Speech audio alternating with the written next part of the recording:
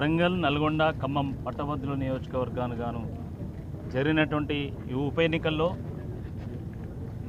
సాంకేతికంగా నేను ఓడిపోవచ్చు, కానీ నైతికంగా నేను విజయం సాధించాను. ఎందుకంటే 34 శాసనసభ నియోజకవర్గాల పరిధిలో ఉన్నటువంటి పట్టభద్రుల నియోజకవర్గంలో 34 మంది ఎమ్మెల్యేల్లో 32 మంది ఎమ్మెల్యేలు కాంగ్రెస్ పార్టీకి చెందినటువంటి వాళ్ళు మాత్రమే. కేవలము 2 మాత్రమే బీఆర్ఎస్ పార్టీకి చెందినటువంటి వాళ్ళు. ఈ పట్టభద్రుల నియోజకవర్గ పరిధిలో 5 ఎంపీలుంటే 5కు కాంగ్రెస్ పార్టీ ఘన విజయం సాధించింది, లక్షల మెజార్టీని సాధించింది. ఈ రాష్ట్ర మంత్రివర్గంలో సగానికి పైగా మంత్రులు ఈ 3 జిల్లాల్లోనే ఉన్నారు. చాలా పవర్ఫుల్ మినిస్టర్స్ ఇంక్లూడింగ్ ఉప ముఖ్యమంత్రి బట్టి విక్రమార్క గారు కూడా ఇక్కడ నుండే వారు ప్రాతినిధ్యం వహిస్తూ ఉన్నారు.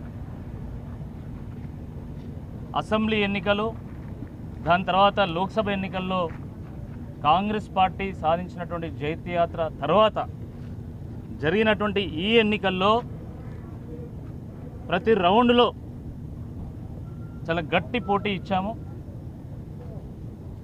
కాంగ్రెస్ పార్టీ అభ్యర్థి తన కోటా మ్యాజిక్ ఫిగర్ని చేరుకోకుండా మేము కట్టడి చేయగలిగినాం.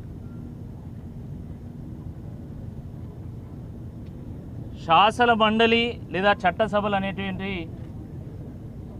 సంవత్సరానికి 30 రోజులు 40 రోజులు మాత్రమే ఉంటాయి.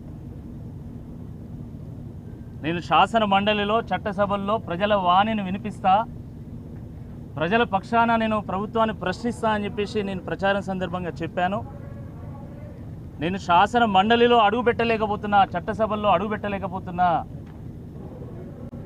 వారి పక్షాన ప్రజల పక్షాన నేను చట్టసభల్లో పోరాటం చేయలేకపోవచ్చు, వాళ్ళ పక్షాన ప్రశ్నించలేకపోవచ్చు, కానీ జనసభలో 365 రోజులు 24/7 నేను ప్రజల కోసం ప్రశ్నిస్తా, ప్రజల తరపున ప్రభుత్వం మీద పోరాటం చేస్తా, ప్రజల గొంతుకై ప్రజల మధ్యలోనే ఉంటాను నేను నిత్యం కూడా.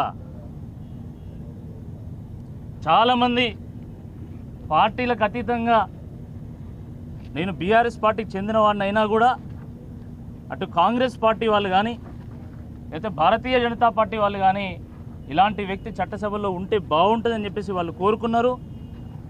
ఓట్ల రూపంలో దాన్ని వాళ్ళు ప్రతిబింబించే విధంగా కూడా చేయడం జరిగింది.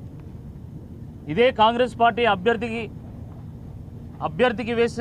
ఓటు వేసినటువంటి మొదటి ప్రాధాన్యత ఓటు వేసినటువంటి వాళ్ళలో సగానికి పైగా నాకు ఓట్లు వేసిండు సెకండ్ ప్రయారిటీలో. అంటే కాంగ్రెస్ పార్టీకి ఓటేసినటువంటి వాళ్ళు కూడా నేను గెలవాలని కోరుకున్నారు, కానీ దురదృష్టవశాత్తు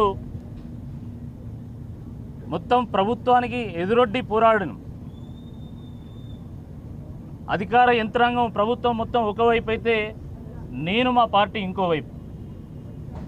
కాబట్టి నేను విజయం సాధించలేకపోవచ్చు, కానీ తప్పకుండా నైతికంగా తప్పకుండా నేను విజయం సాధించాను 100%.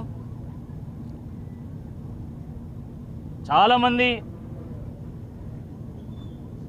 వివిధ వర్గాల వాళ్ళు రాష్ట్రంలో నలుమూలల నుండి చాలామంది పాపం నా విజయం కోసం ఎదురు చూసిండ్రు, ఎన్నో ఆశలు పెట్టుకున్నారు. మా పార్టీ నాయకులు కానీ మా పార్టీ కార్యకర్తలు కానీ చాలామంది ఆశలు పెట్టుకున్నారు. నేను వాళ్ళ ఎక్స్పెక్టేషన్ నేను రీచ్ కాలేకపోయినా దానికి నేను వాళ్ళకి క్షమాపణ చెప్తున్నా. చాలామంది గెలవాలని కోరుకున్నారు, పార్టీలకు అతీతంగా కూడా బయటకు వచ్చి మరీ సపోర్ట్ చేశారు, కొందరు ఇంటర్నల్గా సపోర్ట్ చేశారు. జేడీ లక్ష్మీనారాయణ గారి లాంటి వాళ్ళు నాకు ఓపెన్గా నాకు మద్దతు ప్రకటించారు, అయినా కూడా నేను అక్కడికి చేరుకోలేకపోవడం నిజంగా నాకు చాలా బాధగా ఉంది. బట్ ఏదేమైనా కూడా నేను 12 ఏళ్ల రాజకీయ ప్రస్థానంలో నేను పోరాటం నేర్చుకున్న తప్ప ఎక్కడ కూడా నేను పదవీ దాహం కోసము దీనికోసం నేను పనిచేయలేదు. నేను ప్రజల మధ్యలో ఉన్నా. నేను 12 ఏళ్ల నుంచి ప్రజాసేవ తపనతో నేను పనిచేస్తూ వచ్చినాక నాకు పోటీ చేసేటువంటి అవకాశం కూడా రాలేదు.